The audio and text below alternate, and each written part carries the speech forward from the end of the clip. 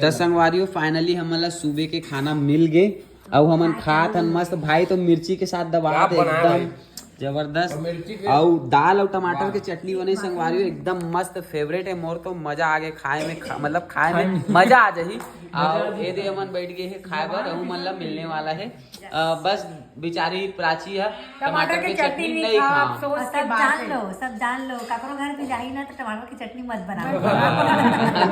Video के माध्यम से आप हर धनिया भी नहीं खान। हाँ पर धनिया भी, कोई भी धनिया नहीं खा, कोई भी धनिया नहीं खा, पीसी धनिया बस खाते हैं पाउडर वाला। हाँ तो संगवारी हो आप मतलब ये चीज के जानकारी देना हमारे मन के मकसद रही से, ताकि कभी भी अनएक्सपेक्टेड टाइप से टकरा गए तो आप पहले तैयारी रखें। वैसे भी हमन पहुंच जतन संगवारियों, थोड़ा भूखमर्रा टाइप के हरन, कहीं भी खाए पिए बर, हाँ खाए पिए बर पीछे नहीं रहा।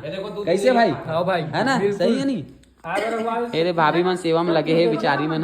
का बोलते यार छत्तीसगढ़िया मन ना खाए बर ना अगवा जाते।